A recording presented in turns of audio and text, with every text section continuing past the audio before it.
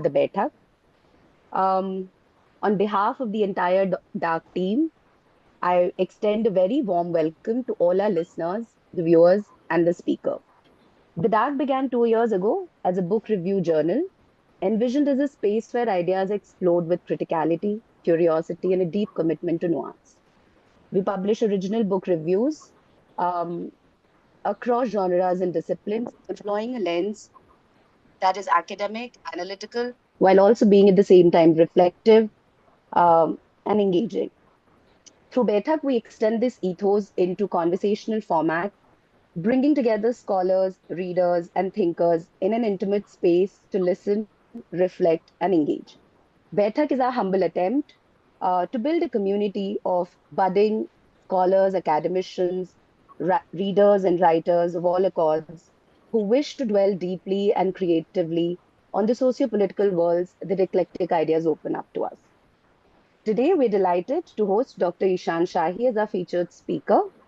Dr. Shahi has recently been awarded his PhD degree from Indian Institute of Technology, Bombay. He did his master's from Center for Political Studies, Jawaharlal Nehru University. He also did his bachelor's from the Banaras Hindu University in Political Science. Dr. Shahi's doctoral thesis is titled Banaras, Space, Politics and Culture in Current Times, and it broadly explores how contemporary transformations in cities built in environment have shaped and in turn been shaped by politics, culture, and everyday lives. In today's Baithak, the talk will draw from two of his published papers. Uh, the first strand examines how the Kashi Vishwanath corridor has reshaped the temple surrounding economy and spatial control. The second strand highlights the tension between traditional Nishad boatmen community and the new cruise service that is introduced under the Smart City mission. Together, these explorations offer valuable insights into how large political projects, whether in the name of modernity, development, or heritage, manifest on the ground, often reshaping livelihoods, access, and urban imaginaries. We're very excited and eager to listen to Ishan and his insights. Our discussants today are Pratham and Jigeesha. Pratham and Jigeesha are final year undergraduate students of political science from the Hindu College, Delhi University. Pratham is interested in questions of labor, development, and political economy. Jigisha is looking at questions of gender, culture, bodies more broadly.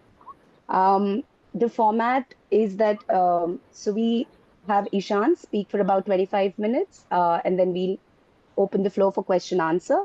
And so I encourage all the readers to now reflect on the insights and engage with the conversation and have their queries be presented. Before I invite Ishan, I once again welcome and thank you all our listeners to be present here with us. Over to you, Ishan. Thank you, Swadha. So for the 25 minutes, uh, I have separated I will separate. I'll use my 25 minutes to go over four separate or separated issues for my talk. The first will broadly talk about the nature of changes in the city, how they're being promoted, the particular mechanism, the nature of changes, the future they envision. The second will look at production of space as a method, which is what I have used in both my papers to understand spatial evolution in Banaras. The third part will dwell into the contents of both the paper, how the different trajectories that the paper that each of the paper traces, and what they say about the city. And the final section. Hello.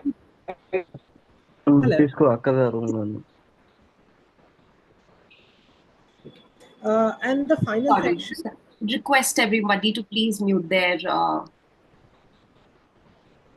Yeah. And the final section will be is where I will try and trace out the possible future trajectories for the city and the pathways that these changes underlie. So, beginning with the nature of changes in the city.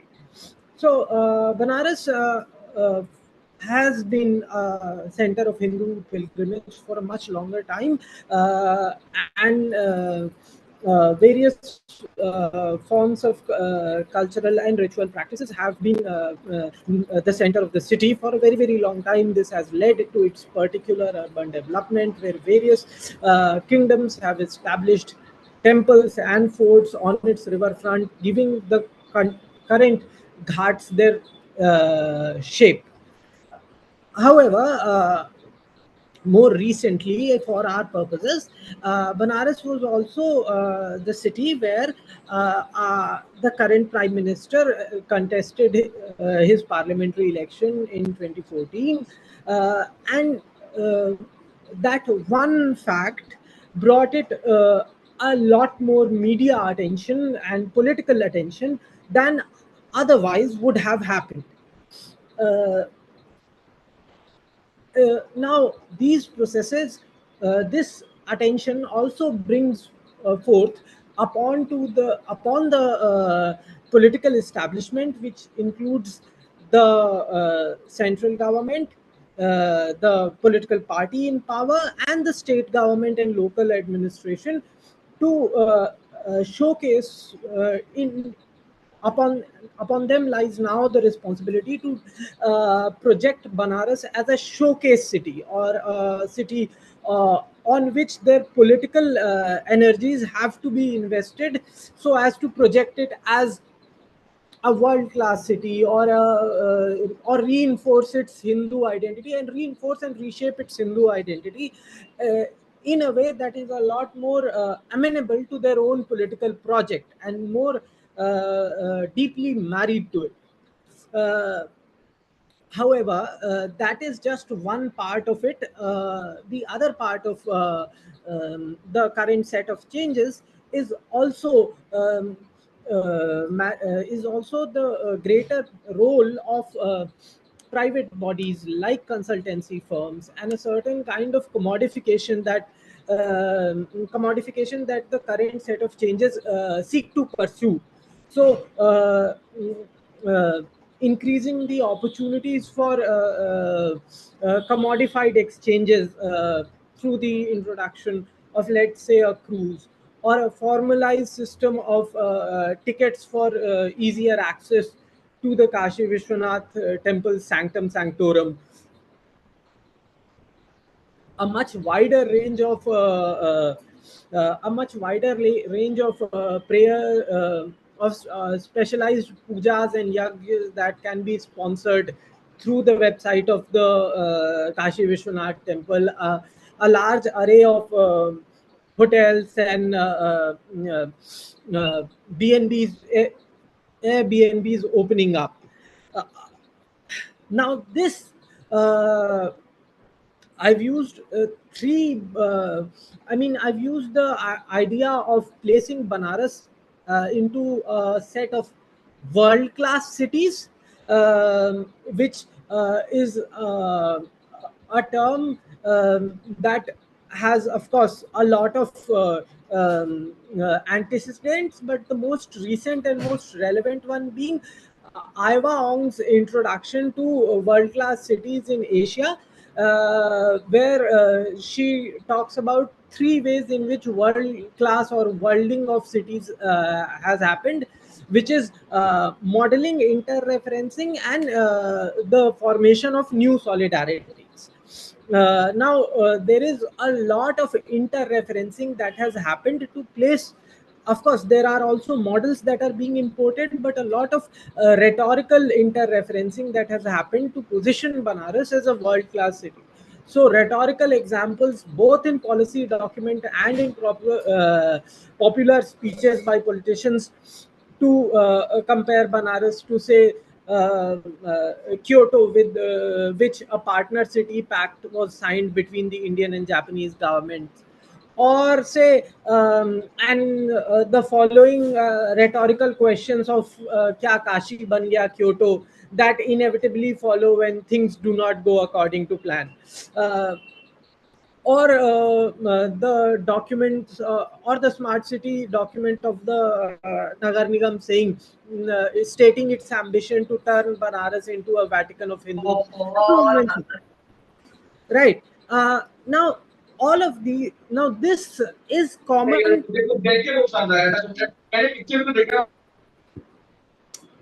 All of this is common to both to the contents of both the paper. They form the overall milieu in which the events of both the papers are happening.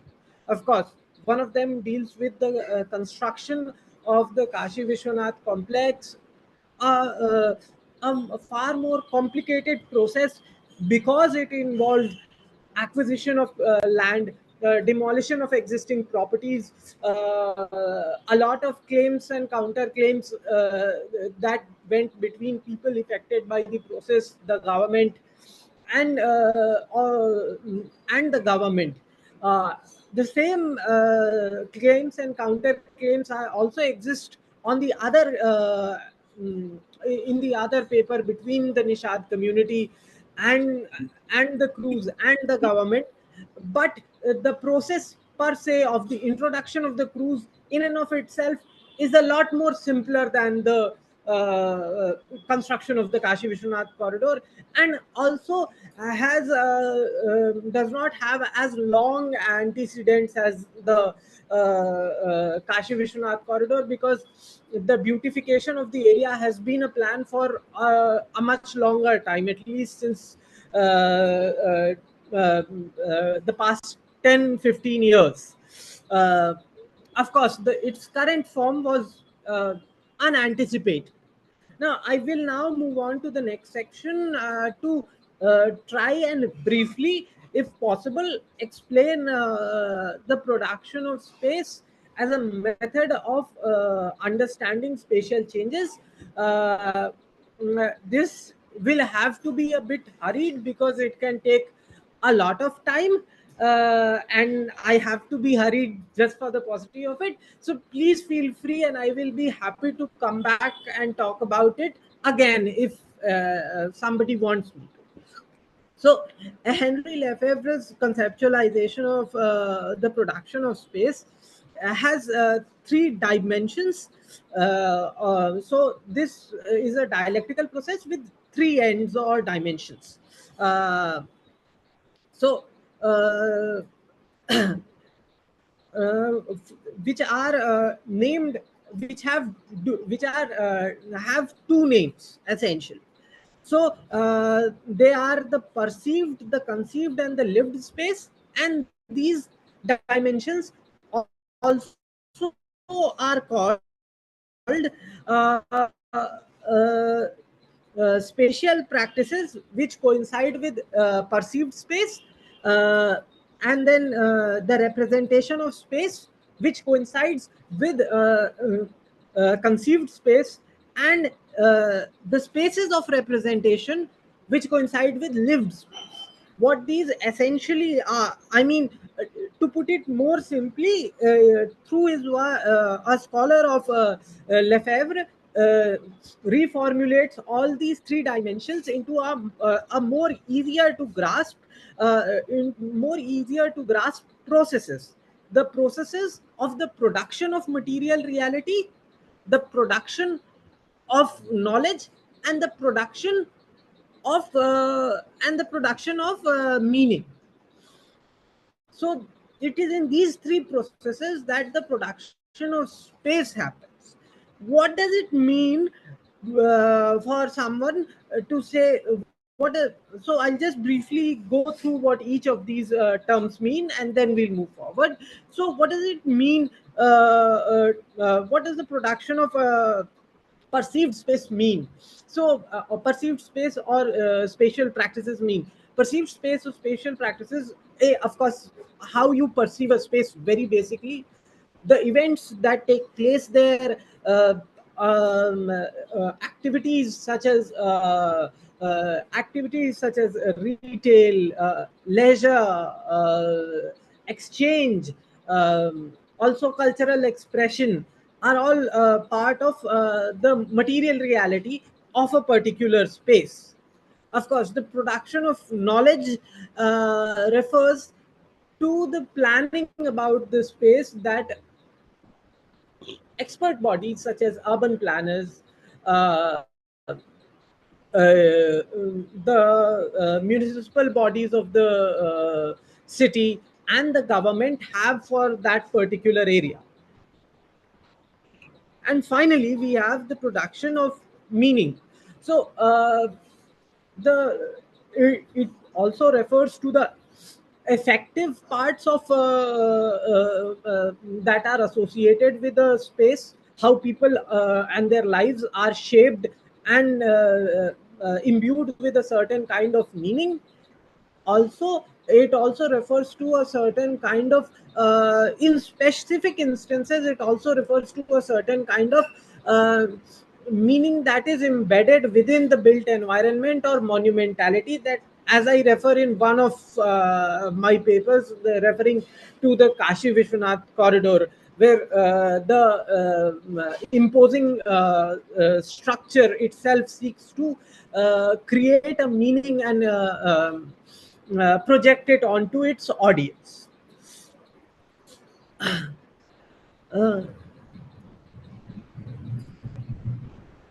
okay, so now I will now move on to the contents of each of my paper, and as we move through it, so first of all, I'll begin with the I'll begin with the EPW article on the Kashi Vishwanath corridor. So, the itinerant tea seller being violently expunged from the premises of the Kashi Vishwanath corridor by the private and government and by the private security of the temple and the police that is stationed there. In this instance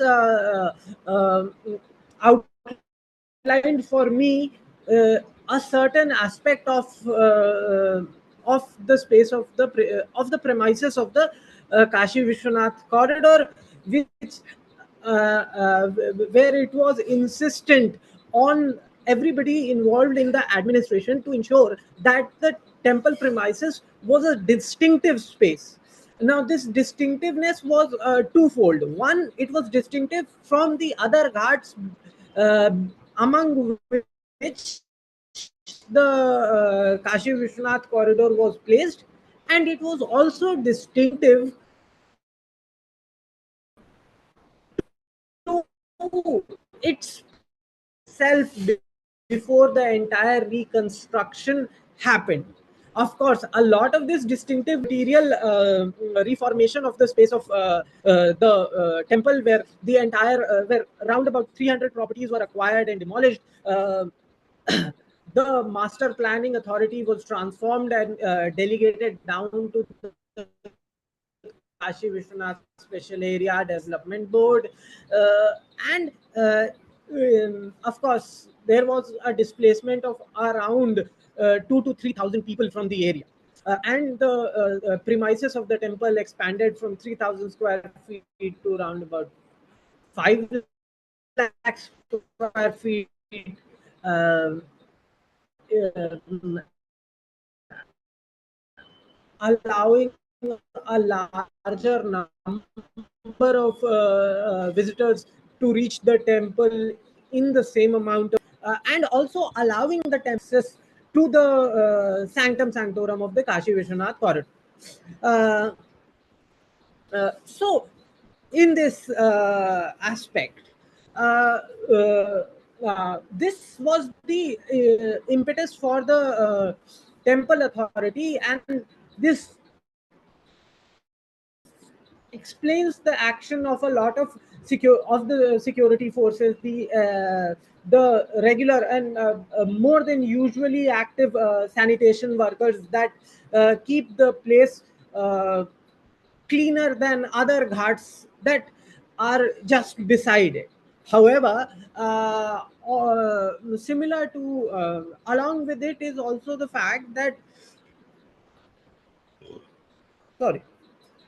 Uh, Along with it is also the fact that this open space that has been created, and towards from the riverfront now, it's a lot more common for people to reach the temple from the riverfront. This has also opened a lot of opportunities for informal vendors like the itinerant tea seller we met before, and uh, and numerous photographers, priests, even some performers to come on the platform of the Kashi Vishwanath corridor and try to find uh, a possible clientele for their services and goods that they're trying to sell. This opportunity and uh, this opportunity which the informal vendors want to use has has to be denied for the specificity and the distinctiveness of the space of the Kashi Vishwanath corridor to realize itself, but it cannot be completely denied to them because the transformation is also a promise to the people of the city of well-being. And in this transformation there is a hidden promise of well-being, or at least one that is morally sought by these people. So one of the respondents said that, since Modi's ghat has been constructed, all of us have been pushed out of here. So there is this bargaining, perhaps on moral grounds, of better livelihood that most of these informal vendors engage in. Of course, there's a massive degree of displacement that has taken place. Of course, there is um, uh, while a lot of people have been compensated for the displacement, but some of the damage couldn't be compensated for, because let's say there was a shop which catered mostly to the residents of the area, and now 2000 residents, which also formed their client base, are just displaced from there. So we have shops in the area which have shut down. A lot of temple, the routes for a lot of devotees to reach the temple have now been reoriented, uh, and thus depriving other shops of their business.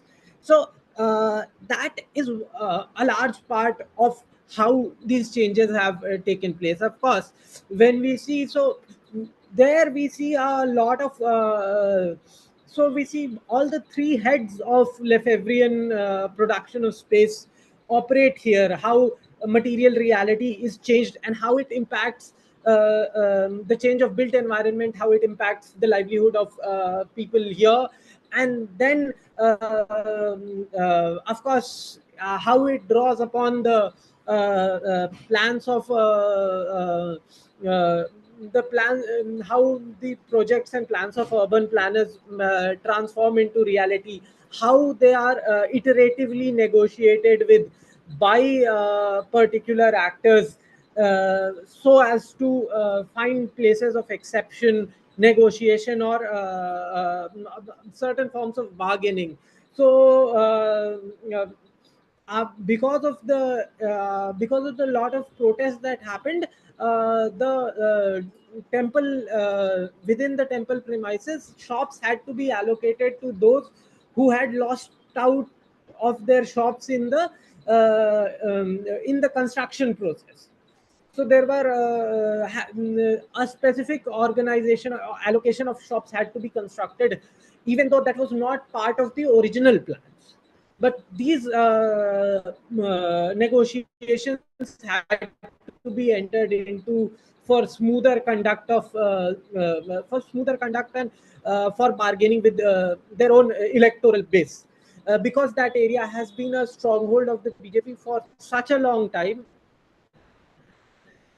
that almost everyone has had familial links with leaders of the BJP for. On the other hand, a lot of these changes have also transformed the meaning that this space has had. Because a lot of the old-time residents of the area had said that the reason we lived here was the proximity to the shrine. The reason for living here was not could not be separated. I mean, even if we do not take them at their word, of it just being proximity to the shrine, but proximity to the shrine is a reason that cannot be segregated for the decision to settle down in the area many generations ago. So now with the entire with now access to the shrine completely controlled by the temple administration, and they are no longer able to reach the premises or walk up to the premises whenever they wish to, and patterns of behavior that existed have been transformed in the area. I will now shift to the next paper, and try and understand the other facets of the changes that are apace in Banaras. So in the other paper, I talk about how the introduction of the cruise has had an impact, has been trenchantly opposed by the Nishads of Banaras, and the impact that it has had on their livelihood, their social structure, and how it has how it has been and how it has mobilized the community into action. Now, what has happened with the introduction of the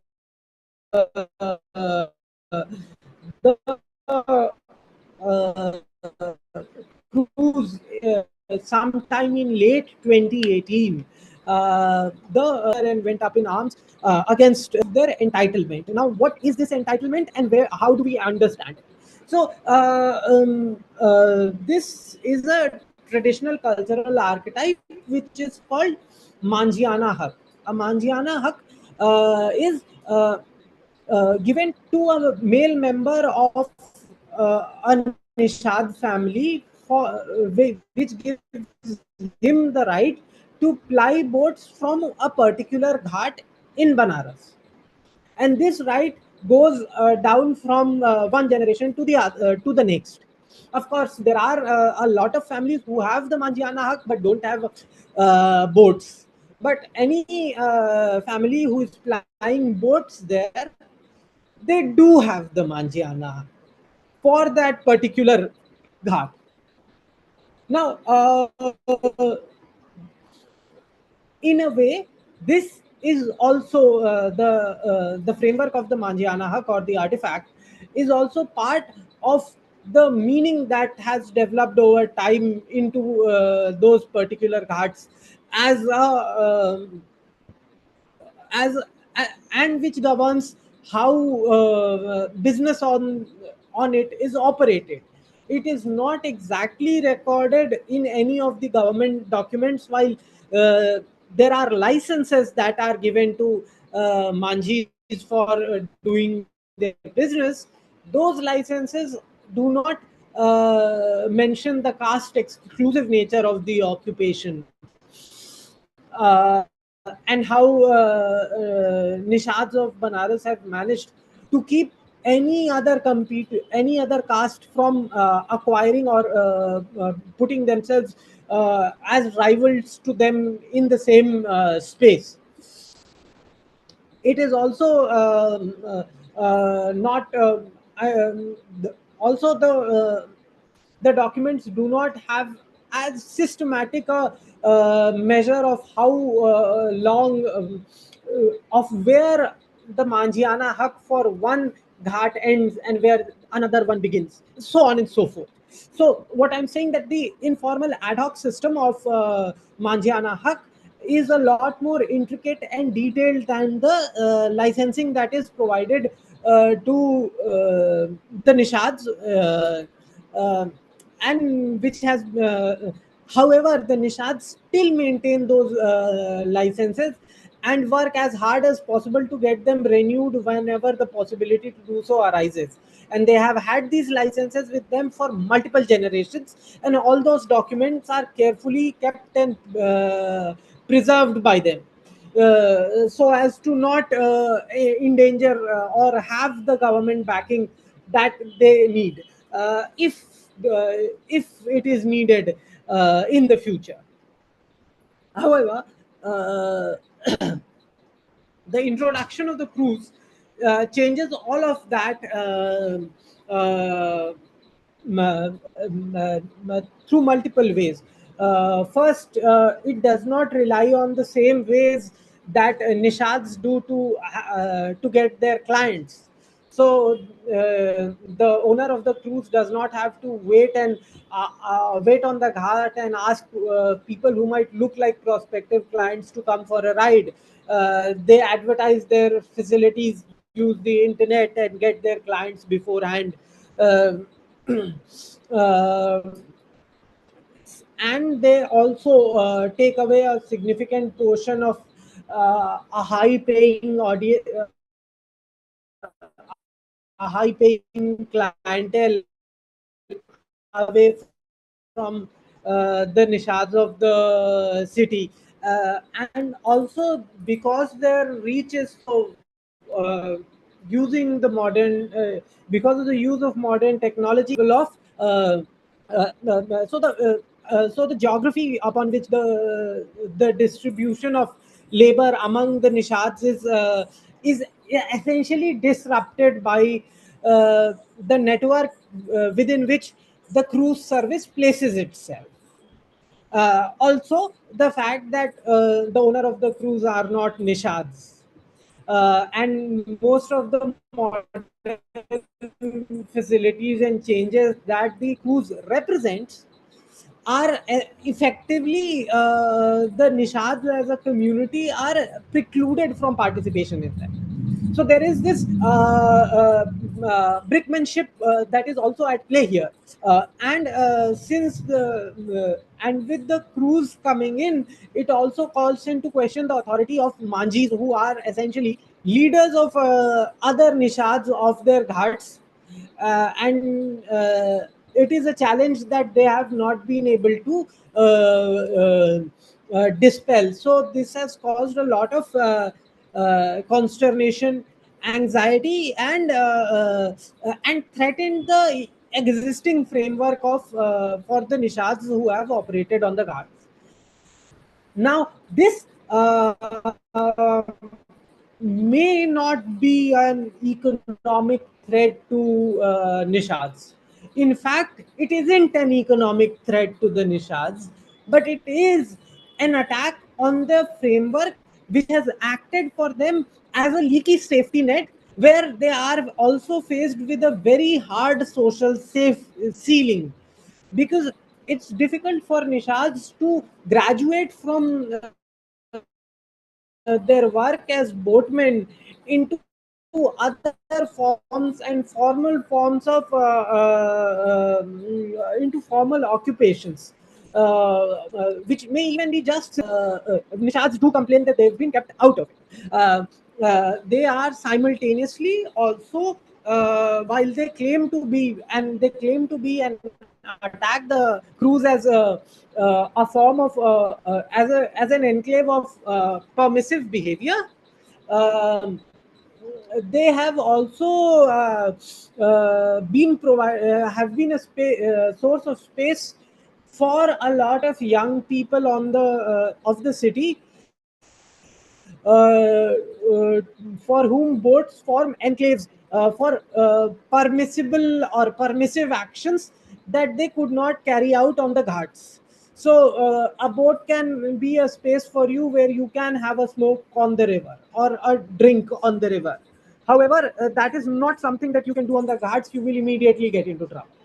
I mean, of course, you have to ask for the permission of the boatman, but you do get that permission. Not always, but most of the time. However, we are now okay. So there is so we have this complicated role which the Nishads and the crews are both playing, transforming the range of activities that take place on the riverfront in Banaras. And they're both accusing each other. They're both accusing. I mean, the Nishads are accusing the government and the crews of transforming the nature of the city such that its sanctity is being tarnished. Now, while that accusation may be rhetorical, but that is used to question the credentials of the BJP and its sincerity to the political cause that it claims to uphold. And it is being asked to choose between an authentic Hinduness and its neoliberal agenda.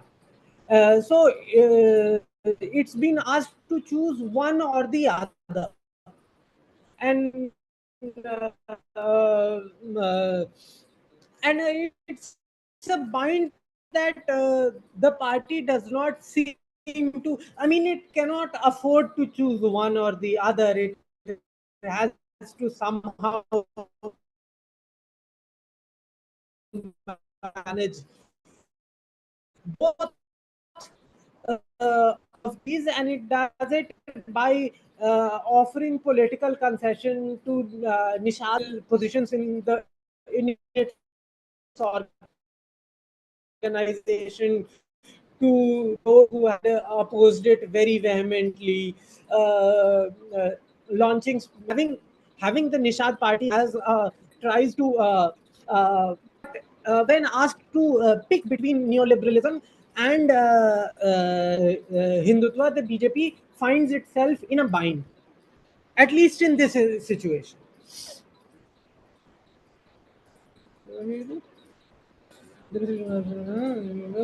Okay, so now uh, I will now briefly, and this is more speculative since this is about the future. So I will briefly speculate on the possible trajectories for the city's future. Most of the changes that we have discussed now and have taken place in the city are not of the nature that they can be reversed. So they have happened, but uh, uh, the BJP also suffered a setback in this election in Uttar Pradesh, generally large parts of North India, and specifically in Banaras, where their votes fell. Their victory margin shrunk remarkably. Now, uh, one of the now what has happened is that there are a lot of people who were disaffected or dissatisfied with the direction of the changes that had taken place, and they made themselves heard and felt. Now, if the BJP or if the government manages to address their concerns without or tries to ameliorate their grievances, because their concerns cannot be addressed completely because some changes cannot be rolled back. So there is the position. So there is a possibility of some form of uh, band-aid, political band-aid being applied to people who are dissatisfied with the BJP.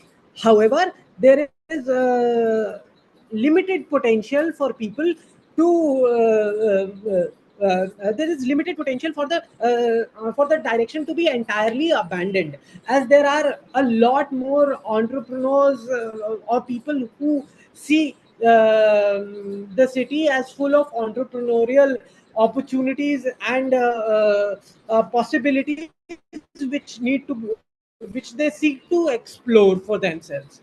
And this creates an engine which will for now push the city in the direction of a certain kind of speculative push, where more hotels and real estate investments will take place in the city. This also poses clear risks of mm, excluding larger parts of the city's population, because wages don't keep up with rents with this kind of growth and the threats that it poses. At least a theoretical roadmap of the theoretical risks that are inherent in this kind of growth are known to us. So that is one of my worries for now, but I will now mm, stop because I can go on. I think I can go on for longer, but for now, We will now have time in question answers. yes. All right. So before I invite the discussants, I just quickly want to take a minute to thank Ishan for his very enriching insights. And I think, given the time constraint, you've been really able to articulate and sum up all your core ideas of an entire doctoral thesis in a very rich and layered manner. We had a lot of ideas thrown our way, which are relevant not only to scholars of political science, but also sociology, history as well, urban development, also really touches on issues of gender, caste studies. Um, and I think traditionally, when we think of cities, we really think of cities as having history and geography. And so it's very timely, it's very relevant that you've also brought in focus the politics of cities, categories like development or city planning are thought to be straightforward. And so your contribution is addition to the conversation, which tells us that these categories are contested and these are not to be taken as given. And so thank you very much for these insights. I'm sure there's a lot of food for thought to churn over. And in that vein, I will now invite our discussants to please present their questions. Hi, hello. Am I audible? Cool, cool, cool. Firstly, thank you so much for the presentation. It was really insightful, and I have a lot of questions. To begin with, question one. In your work, in both your papers, you have talked about this dialectical tension between informality and the neoliberal world-class aesthetic that inform not just the Kashi Vishwanath corridor, but also introduction of cruise services and so on and so forth. Now, these informality could take various manifestations. This could be informal knowledge, informal labor, informal ways of accessing space, right? So, and what happens is that this informality is very much a part of the material reality, but it is largely not in consonance what the planners want, what the private agents want. And then what happens is you have state power and private security personnel who now come into play to sort of enforce this vision. So, keeping this in mind, I was wondering what is it about this informality that creates unimaginable anxieties for these planners? That is to say, what is it about informality that probably threatens them? What is it about informality that probably wants them to expunge them? Question like relatedly, I was also wondering informality and the right to cities relationship. That is something Henry Lefebvre also mentions. You know that there is something called the right to city and how that relates to informality. And question three, not three, but related to this, how informality is also reacting to these changes. In what ways is it acclimatizing to these changes? So just that.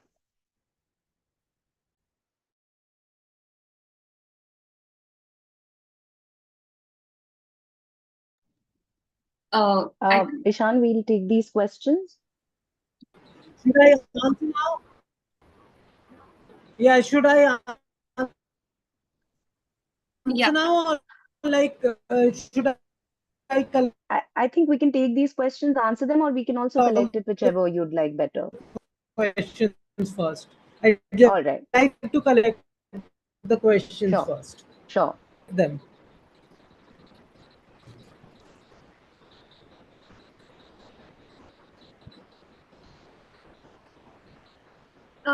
All right. Um, Am I audible? You are Yes. Jigeesha. Thank you for the presentation. It is the two papers were very, very interesting to read, and especially the presentation and the last part of it, your speculations were also very interesting to hear. My question is also remotely related to what Pratham said. So these informal vendors and displaced shopkeepers are not just resisting the efforts that state is put the bans or the displacement that state is putting on them, but they're also producing a different kind of spatial knowledge, right? That is contesting the planner's logic. So, can this be read as a parallel production of space, one that doesn't rely on the visibility or legibility to the state, the conceived notion or the conceived dimension of Le Fabre? So, yeah, the question that is this their efforts, are they a parallel production of state, one that is just existing and coexisting with the with what the state is trying to do? And my second question is that one of the things that's very powerful in your writing is sense of loss, and not just of space but also place based memory. So given that these informal actors belong to a caste based hereditary occupations, do you think the erasure of their spatial presence is also an erasure of caste histories in the urban landscape? And if that is the case, are we seeing state managing caste here with not only a new modernity but also kind of a Brahminical purification? Yeah, that is it. These were the questions I I had. think I lost a bit of you because of the network. Could you repeat the last part All right, I'll just after repeat. the state managing caste portion? All right, I just repeat my question. So the question is that state in a way when it's trying to stop these people from doing their occupation, is it kind of erasing the caste histories that have existed in the urban landscape? And if that is the case, then are we seeing the state managing caste with not only this new modernity of world classicities, this new modernity of modern aesthetic, but also recreating this Brahmanical purification? Was I clear? Yeah, you.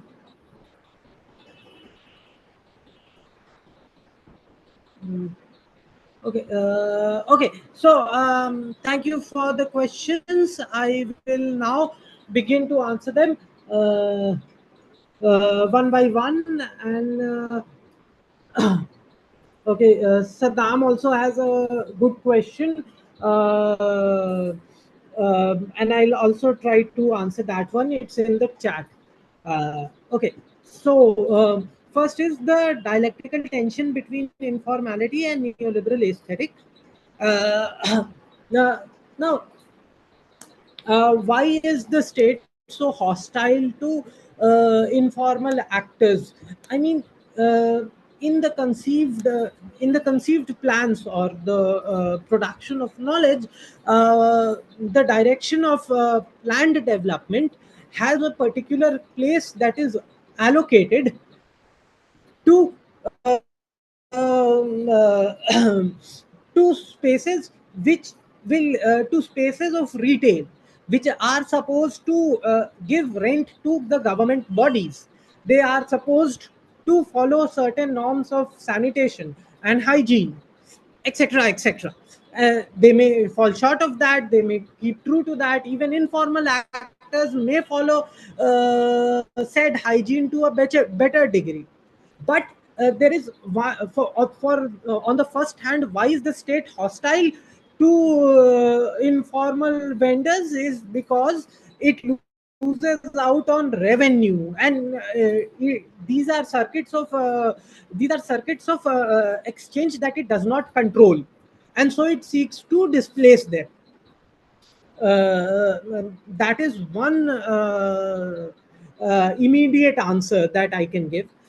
Second is, of course, I mean, I could give you the example of there was this interview um, of the director of HCP Designs, Mr. Bimal Patel, who would over and over call the area unsanitary, unsanitized, needing to be cleaned.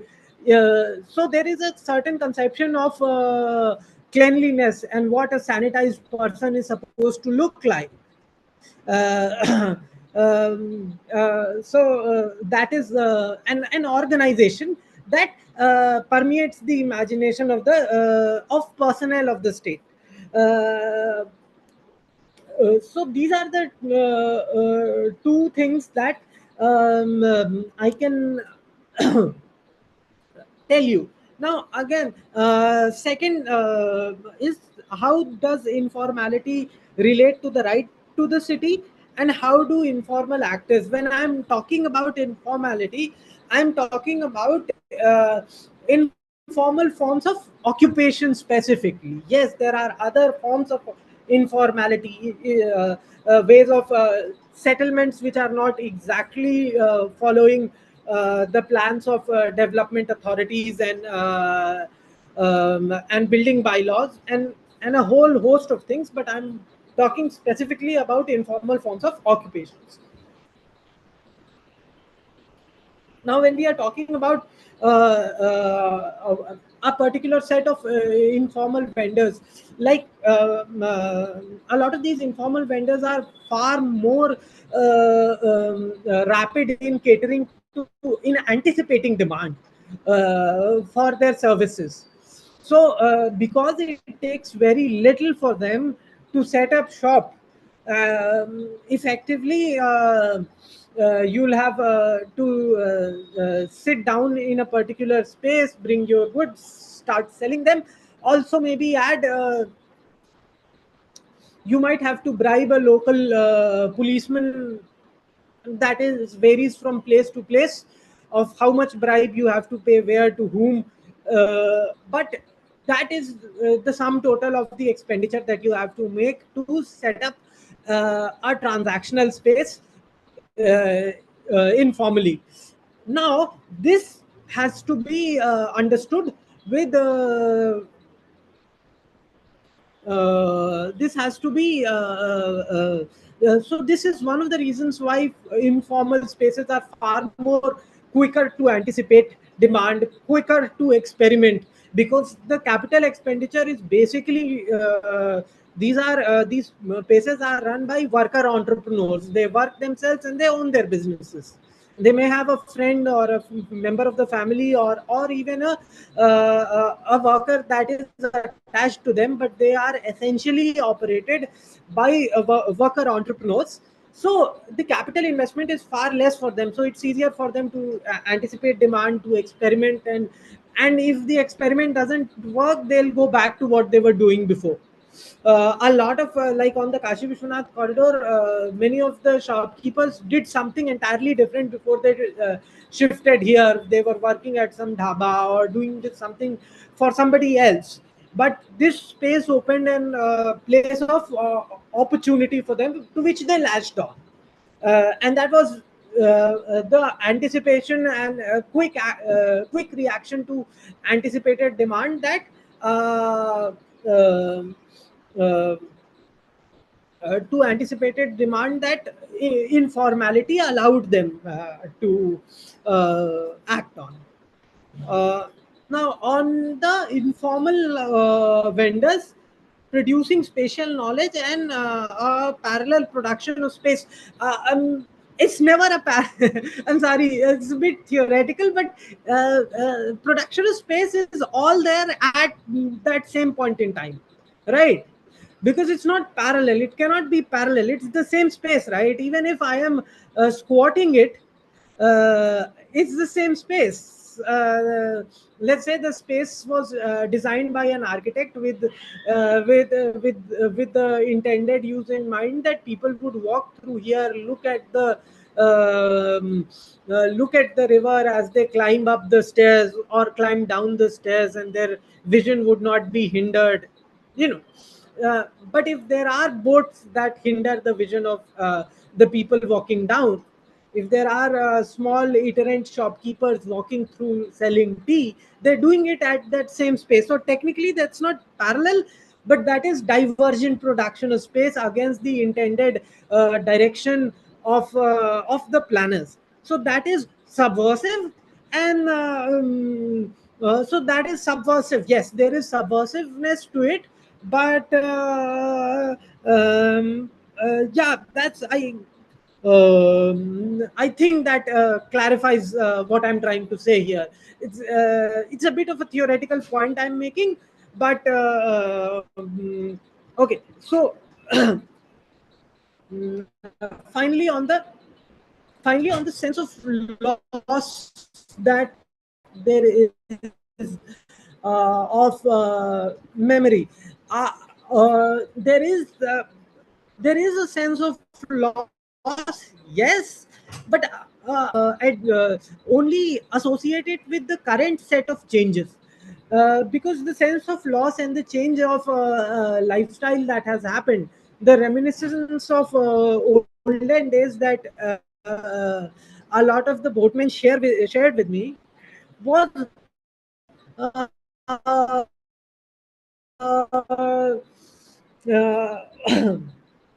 was conducted was went back to 20, 30 years ago of simpler, happier times. So I don't think the sense of, while there is the sense of loss of in amongst people who are displaced from their property, but that is a very different sense of loss from the sense of loss that say uh, a manji has with regards to the interventions and into his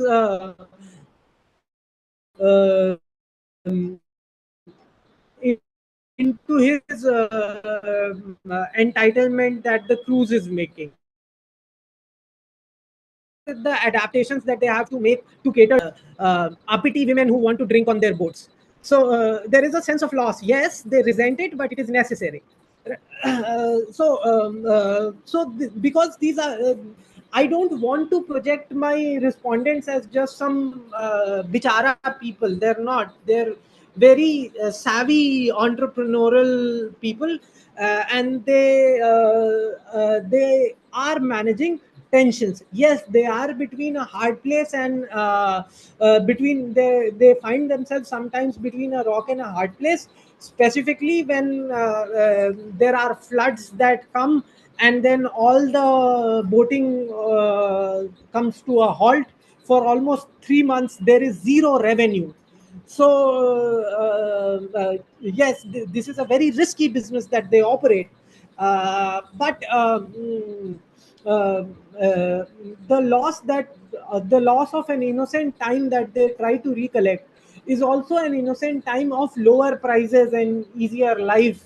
Yeah, having it much easier to teach your children, or even not finding it very necessary to teach your children.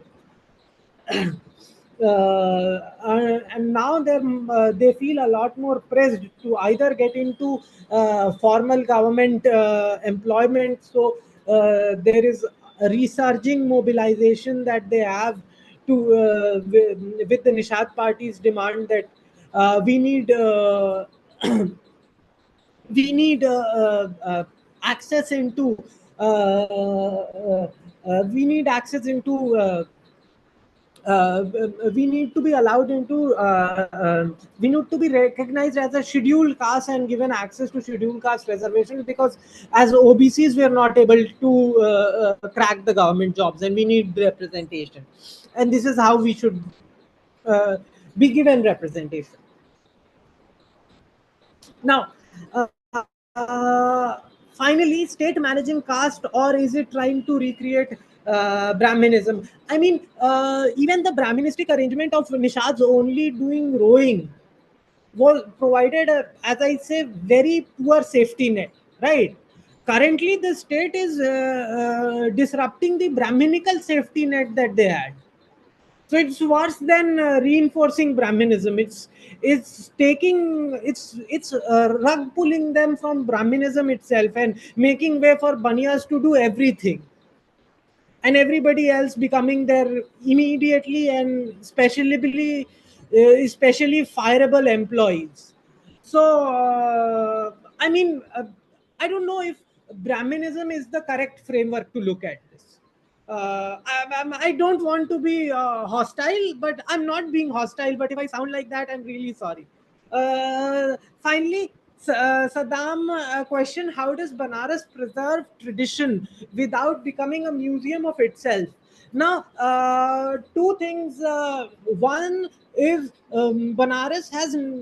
There's a lot of myth making about Banaras of always being the same space, so on and so forth. Banaras has been changing and has managed to preserve traditions, reinvent them, and create new traditions entirely. The very famous Banaras Aarti that happens nowadays dates is no older than 1995 and has been copied from Haridwar and Rishikesh. Uh, so while everything that happens in Banaras is labeled retrospectively as ancient and older than time, it's not necessarily true. So Banaras preserves traditions. A short answer would be Banaras preserves tradition by labeling recent inventions as antiquity, but also the part of becoming or making a place, keeping a place exactly like a museum is a very expensive endeavor. So places like which have to be kept, which have to maintain the shape that they existed for hundreds of years. So places like Venice is one example. So the government of Venice gives people money to live in their traditional houses and repair them with the exact kind of material that they were initially constructed with. An operation that is exceedingly expensive and too complicated logistically for the state in India to undertake for itself. It's not a thick or capable enough bureaucracy to try to preserve tradition. While there is a judgment that has put a lot of restrictions upon people who live around the ghats of Banaras to repair and rework their houses by enforcing everyone to go through a committee to get it approved. All those who live within 200 meters of the highest flood point, within 200 meters of the river, effectively the government, the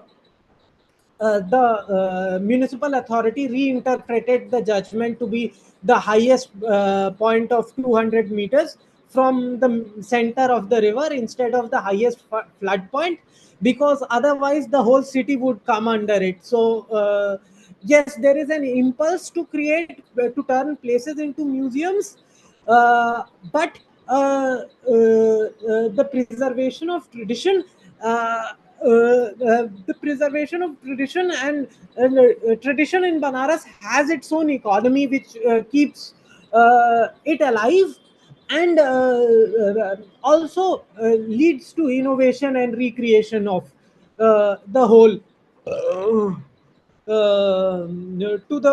To recreation of the whole thing.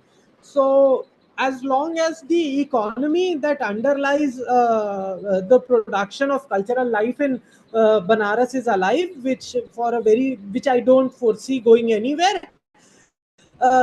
its traditions will exist. In what form they will exist, which temples they will inhabit, what are the houses of the people who practice these rituals and traditions going to look like is another question, and those are more likely to change than traditions itself. So like the recent radical changes in the displacement of a lot of smaller shrines for the construction of the Kashi Vishwanath corridor altered the pathway for the Panchkoshi Yatra that happens every year in Banaras and is one of the defining ritual practices of the city. So that has changed in many ways. But the Panchkoshi Yatra continues to happen regardless of the fact that a significant shrines which were stoppages for it have been moved from their place. Also, Panchkoshi Yatra at one point was not open to, is now being carried out by a committee which followed Karpatri Ji Maharaj. Karpatri Ji Maharaj was famous for petitioning against the set of laws known as Hindu Code Bill, and didn't want women to have equal civil rights, or non-Brahmins to participate in religious, or non-Brahmins to enter religious bodies. So, of course, there's a lot of uh, Hindu practices have for have expanded the ambit of people that they welcome, have expanded the ambit of people that they welcome into their fold over time, and have managed to preserve themselves while not becoming museums. Yes, Chetna, I think you have a question.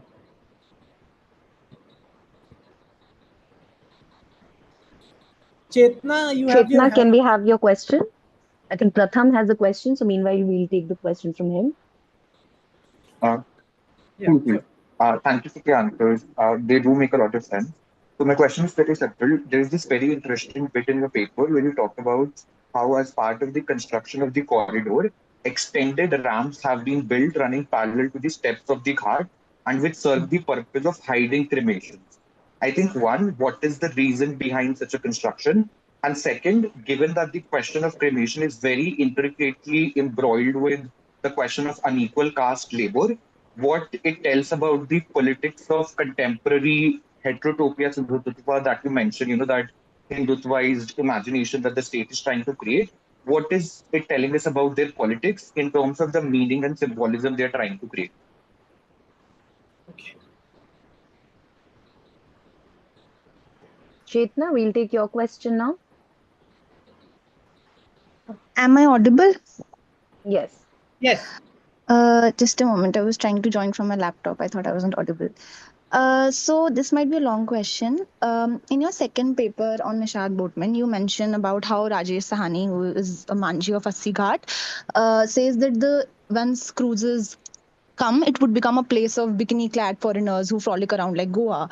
And this anxiety comes from traditionalism and conservatism, right? They fear that these cruises will tear apart the chest of Maganga. And they want that let Kashi be Kashi, don't try to turn it into Kyoto. So this fear, this proclivity to traditionalism and conservatism is also something that BJP espouses. It draws heavily from conservatism, and its propaganda draws from India's sacred Hindu past, which emphasizes the sanctity of institutions and honor. It disapproves of physical promiscuity and these so-called Western influences that are entering Kashi. Like you mentioned, the social and moral permissiveness. There is a greater sense of liberation, probably for younger adult people. But at the same time, on the other hand, BJP also wants India to become a Vishnu Guru, a Viksit Bharat, and is pushing for the smart cities mission, jiska ek unintended consequence has been this increased moral and social permissiveness and greater liberation. So how do you think that BJP is straddling these two contrasting objectives to stay to preserve its traditional pristine past, but also then to champion India to become a developed modern state? How do you think it straddles these two sort of conflicting, diverging priorities?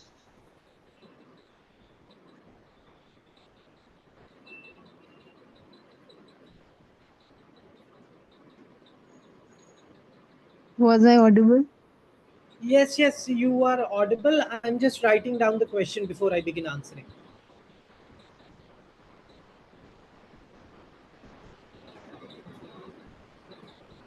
Okay.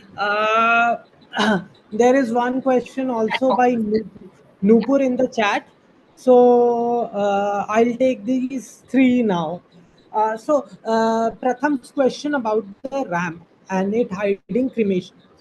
So the as I've mentioned in my paper, the area of the riverfront of the corridor uh, uh, consists of three ghats and has taken over three ghats: Lalita, Jalasen, and parts of Manikarnika Ghat. Manikarnika Ghat is the ancient is the older ghat in Banaras where cremations have been happening. Right? It's an old cremation ghat in Banaras. So the ramp and the building that runs around the ramp, which extends from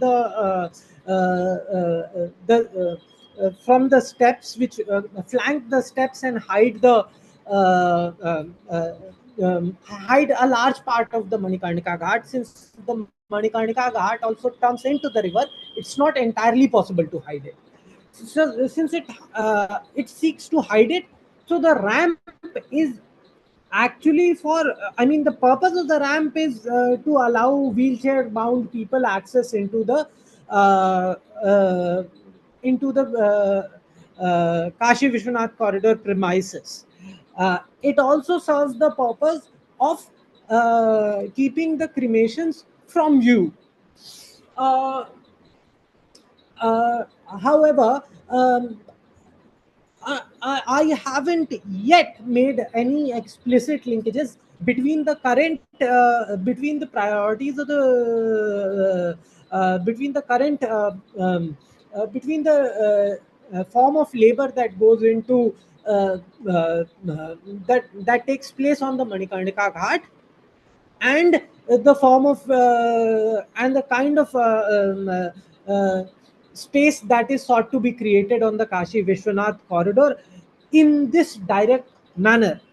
Of course, there is an obvious sense of putting and separation. How much of it is aesthetic, how much of it is caste based, how much of this aesthetic can we separate from caste based motivations that are perhaps unexamined, are very deep questions that require an investigation of their own, and it is not one that I have conducted. But I mean, I'm sure somebody will, and I welcome you too if you wish to do so. So, um, on Chetna's question about the conflicting priorities of the BJP and how it straddles the requirement of a certain permissiveness and puritanism that it seeks to espouse and project onto the world for Vishwa Gurudom. Now, it doesn't balance or straddle, it abandons one for the other as it suits it.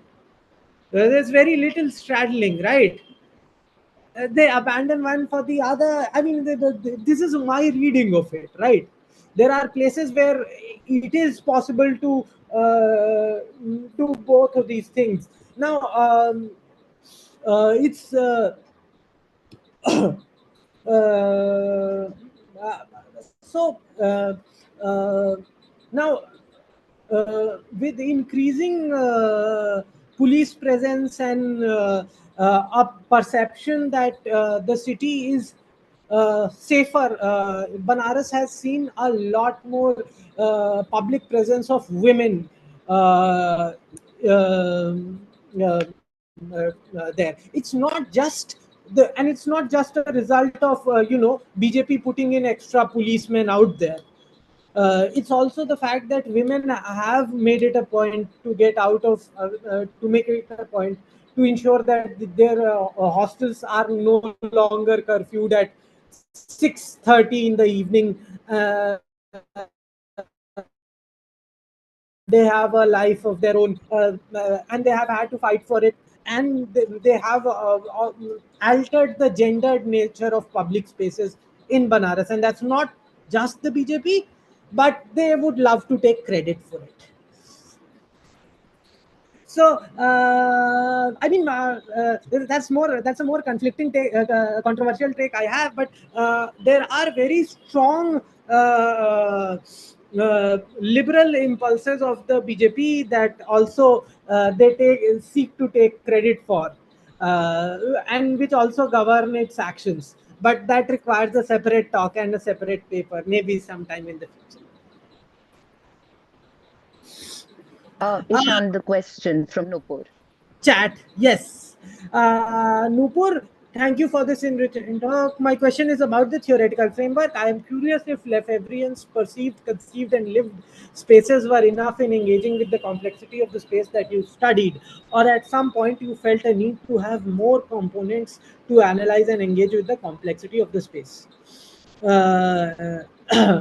Ram, hi Ishan, is there a possibility of framing Varanasi as a neoliberal agrahara which is disruptive of existing social order, yet it replicates the status quo for informality and vulnerability within the coded social structure?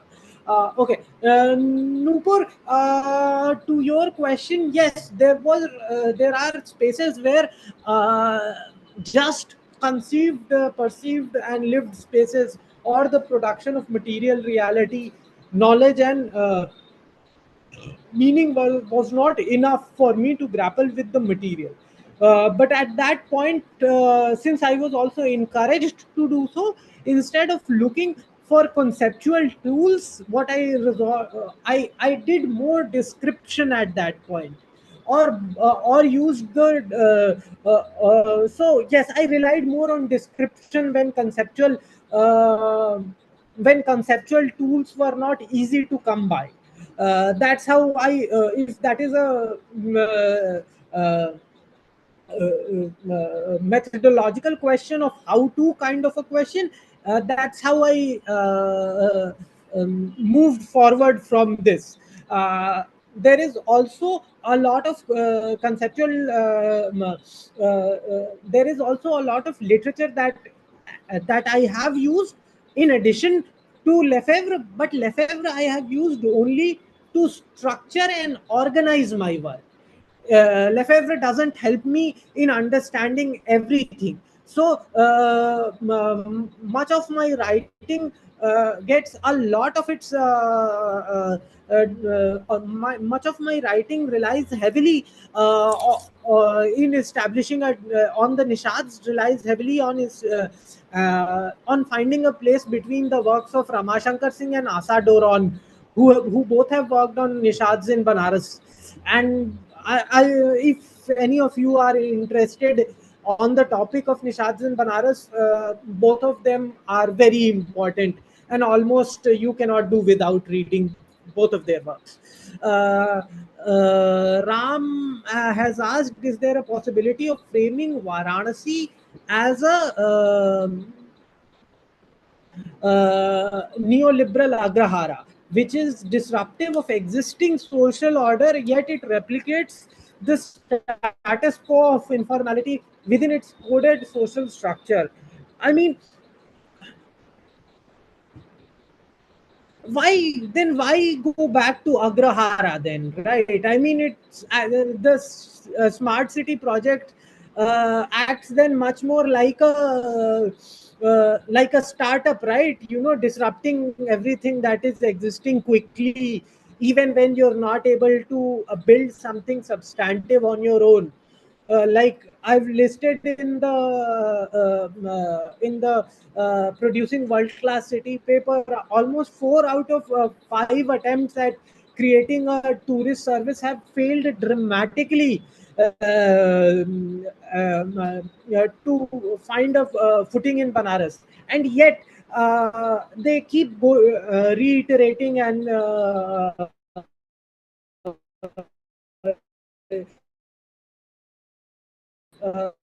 coming up with something new over and over and over again. So that would be my my submission to you. And I mean, even in and even our modern startups are. So there's that as well. So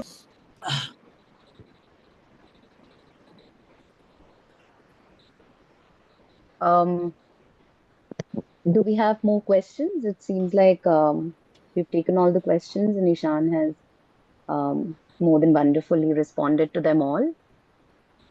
So if we have no more questions, then we move towards closing the conversation. Ishan, thank you very much for taking time out and uh, giving a very enriching talk. I'm certain when I say this, I speak for everyone that we thoroughly enjoyed this.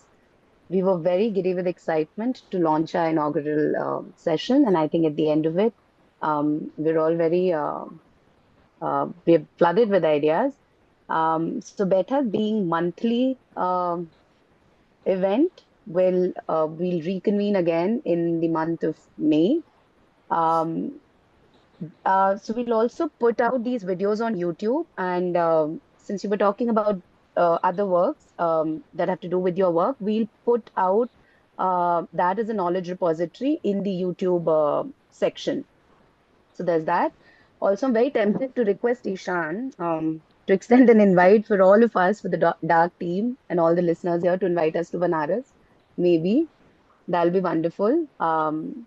Also, thank you to all the listeners, all the participants, the discussants for taking time out on Saturday evening to spend with us. Yes, Ishan, we'll give you a minute to speak. So thank you very much for being here. Over to you, Ishan. yeah, again, yes, everyone is obviously invited to Banaras to come whenever they have the time, and it's closer for Swadha, who is from nearby. Everyone for, I mean, thank you specifically, Chetna, Jigeesha, Pratham, for the questions. Also for Saddam Nupo on the chat, and everybody who listened anyways, and I hope you liked it. And I am there on the dark group, and if you have anything else you would like to discuss with me or talk, I should put, I'm putting my email ID here. uh, Yes, that will be yeah. very useful. So the students here who are looking to get into further research can also get into questions of methodology, how to approach their subjects, topic, theoretical frameworks, and the rest of it. Thank you, Ishan, once again for the wonderful talk. Thank So the team will meet once again in May then, hopefully. Ishan, we hope to see you there and the rest of the community. All right? Thank you. Thank you. Thank you. Thank you, everyone. Thank you. I'll take leave now. Yeah. Yeah.